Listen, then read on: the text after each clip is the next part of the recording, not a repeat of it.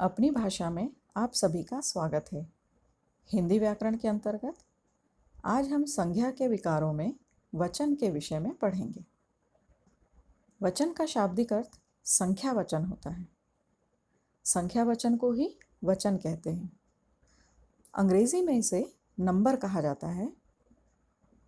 भाषा विज्ञान में वचन एक संज्ञा, सर्वनाम, विशेषण और क्रिया आदि की व्याकरण संबंधी श्रेणी है जो इनकी संख्या की सूचना देती है, अर्थात एक, दो या अनेक इन संख्याओं का बोध होता है।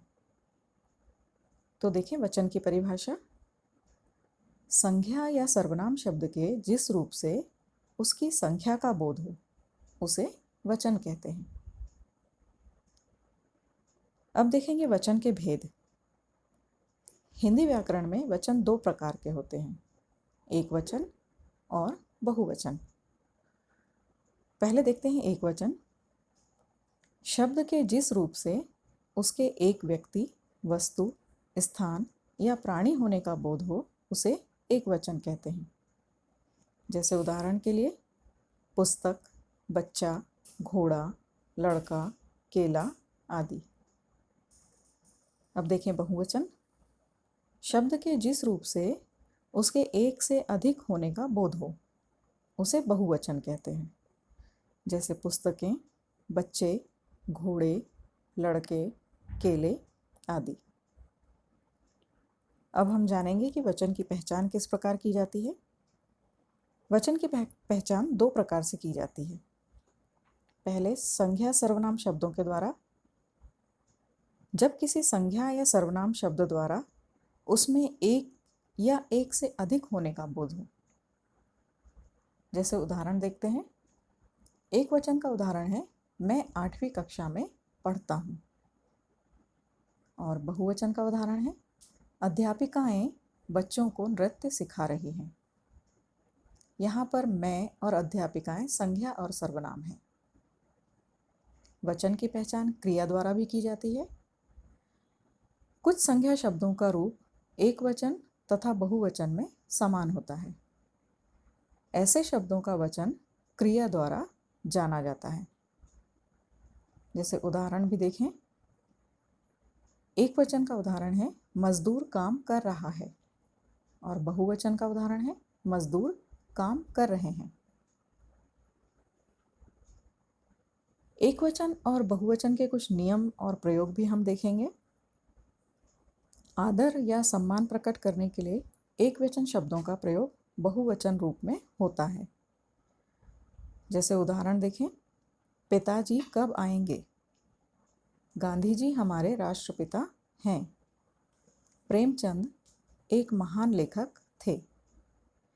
यहाँ पिताजी, गांधी जी और प्रेमचंद एक वचन है, परंतु इनके लिए आदर सूचक शब्द आएंगे, हैं और थे बहुवचन क्रियाओं का प्रयोग करके किया गया है। कभी कभी बड़प्पन दर्शाने के लिए मैं के स्थान पर हम का प्रयोग किया जाता है। जैसे हम जा रहे हैं, हमसे भूल हो गई। अपने बराबरी वालों के प्रति सम्मान या शिष्टता प्रकट करने के लिए भी एक वचन के स्थान पर बहुवचन का प्रयोग किया जाता है। जैसे क्या तुम सिनेमा चलोगी? तुम्हें जाना ही पड़ेगा। बेटा आपकी माँ कहाँ गई है? व्यक्तिवाचक संज्ञा शब्द एक वचन में होते हैं, किंतु कभी कभी इनका प्रयोग बहुवचन रूप में जातिवाचक संज्ञा की भांति किया जाता है। जैसे आजकल हर दल में रावणों की भरमार है। कितना भी भ्रष्टाचार व्याप्त हो पर हरिश्चंद्रों की कमी नहीं है। यहाँ पर रावण और हरिश्चंद्र व्यक्तिवाचक संज्ञा है, किंतु इनका प्रयोग बहुवचन रूप में जातिवाचक संज्ञा की भांति किया गया है। कभी कभी भाववाचक संज्ञाओं का प्रयोग बहुवचन रूप में जातिवाचक संज्ञा की भांति भी किया जाता है।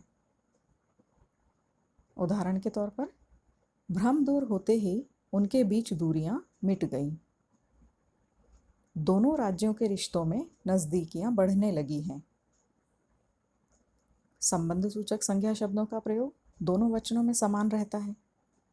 जैसे मेरे चाचा शिक्षक है, ये एक वचन का प्रयोग है। तथा मेरे तीनों चाचा दयालु स्वभाव के हैं, यहाँ चाचा का प्रयोग बहुवचन के रूप में किया गया है। आग, वर्षा, जनता, भीड़, पानी, सेना, इन शब्दों का प्रयोग हमेशा एक वचन के रूप में किया जाता है। जैसे उदाहरण के लिए कुछ वाक्य देखते हैं। जंगल में आग लगी है, इस बार खूब वर्षा होगी। घर में ढेर सारा पानी घुस आया है। हस्ताक्षर, दर्शन, होश, प्राण, आंसू, ये शब्द हमेशा बहुवचन के रूप में ही प्रयुक्त किए जाते हैं। इनके भी कुछ उदाहरण देखेंगे। शेर को देखते ही मेरे प्राण अटक गए। इस पुस्तिका पर आपके हस्ताक्षर चाहिए। उसकी आंखों से खुशी के आंसू छलक पड़े। जो संज्ञा शब्द समूह या समुदाय को दर्शाते हैं, उनके लिए एक वचन ही प्रयोग किया जाता है। जैसे हमारी कक्षा भी समूह गान प्रस्तुत कर रही है। इस देश की बहुसंख्यक जनता अनपढ़ है। धातुओं तथा द्रव्य पदार्थों का बोध कराने वाली जातिवाचक संज्ञाओं के लिए सदा एक वचन का प्रयोग किया जाता है। जैसे उदाहरण के लिए, आजकल सोना बहुत महंगा हो गया है। खाड़ी देशों में बहुत तेल मिलता है।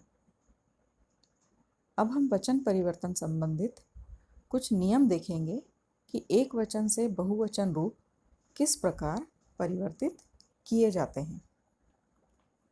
तो सबसे पहले देखेंगे अकारांत स्त्रीलिंग शब्दों के अंत में अ के स्थान पर ए लगाकर। जैसे गाय, गायें, रात, रातें, भैंस, भैंसें, पुस्तक, पुस्तकें, झील, झीलें। अकारांत स्त्रीलिंग शब्दों के अंत में आ के बाद ए लगाकर, जैसे कथा, कथाएं, छात्र, छात्रा, छात्राएं, गाथा, गाथाएं, माला, मालाएं, घटना, घटनाएं।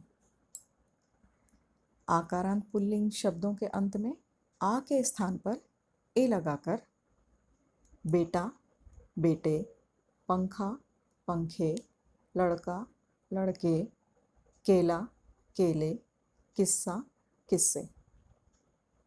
इकारांत स्त्रीलिंग शब्दों के अंत में या लगाकर, जैसे लिपि, लिपियाँ, राशि, राशियाँ, पंक्ति, पंक्तियाँ, जाति, जातियाँ, विधि, विधियाँ। इकारांत स्त्रीलिंग शब्दों के अंत में या लगाने पर अंतिम ई को ई करके गाड़ी, गाड़ियाँ, लड़की, लड़कियाँ, पोथी, पोथियाँ, रोटी, रोटियाँ, खिड़की, खिड़कियाँ।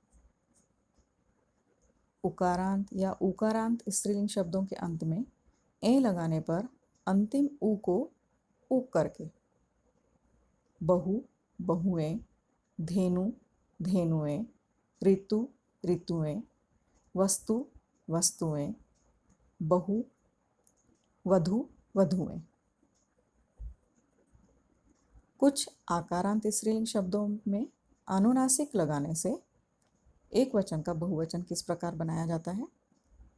गुड़िया, गुड़ियाँ, कुटिया, कुटिया, चिड़िया, चिड़िया, खटिया, खटिया, पुड़िया, पुड़िया।